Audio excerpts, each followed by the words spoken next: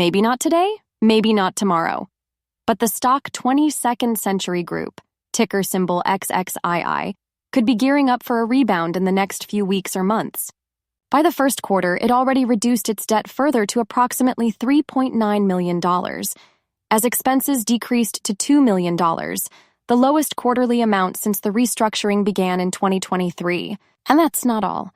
Because like a smoker trying to quit, 22nd Century is making positive changes it expects to build on to the end of 2025 and beyond. Through its growth strategy and new sales activity across multiple categories, first quarter results already reported a significant increase in sales, approximately 50% sequentially.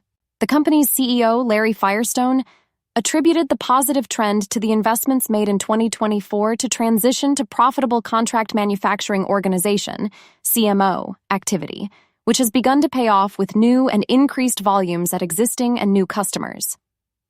The company's net revenues increased to $6 million, compared to $4 million in the fourth quarter of 2024, with cigarette net revenues rising to $5 million, driven by additional volume from new customer contracts. This could be a larger positive trend in the making because of significant progress in its VLN-reduced nicotine content product category, after launching VLN Red and submitting regulatory filings in all 50 states for VLN, partner VLN brands, and other products planned for 2025 launches. Preparations are underway for shipments of the first VLN partner brand products with two of its largest customers. Advancements have also been made with customer negotiations to expand VLN distribution and launch additional VLN partner brands.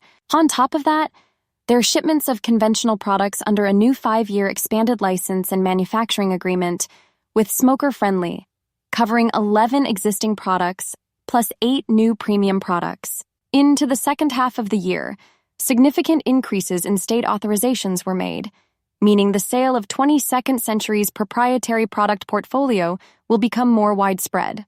To date, the state authorizations include VLN Gold and Green in 41 states, VLN Red in 21 states, Smoker-Friendly VLN in 20 states, and Pinnacle VLN in 20 states. Additionally, smoker-friendly products are authorized in 45 states, Smoker-Friendly Black Label in 27 states, and Pinnacle products in 37 states, with more state authorizations expected in the near future, resulting in further support for the launch of these products in more new markets. As Larry Firestone noted, the growing list of state approvals expands the market opportunity for additional partner brands to launch their own private label VLN products.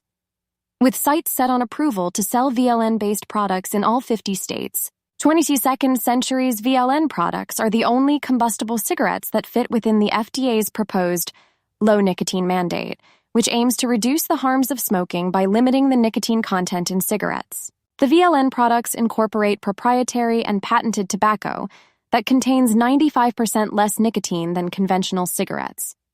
Decades of peer-reviewed studies have shown that the level of nicotine content in 22nd Century's products can reduce both the rate of smoking and the health harms of smoking. The company's products are manufactured in the U.S., and provide a clinically proven solution to reduce the rate and harms of smoking.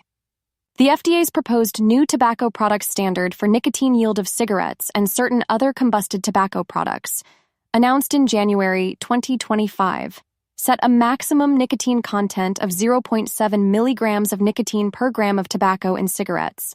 And VLN-based products from 22nd Century are the only combustible cigarette products authorized by the FDA to meet this standard. The proposed standard is expected to have a significant impact on public health, with the FDA estimating that it could prevent approximately 48 million youth and young adults from initiating smoking by the year 2100.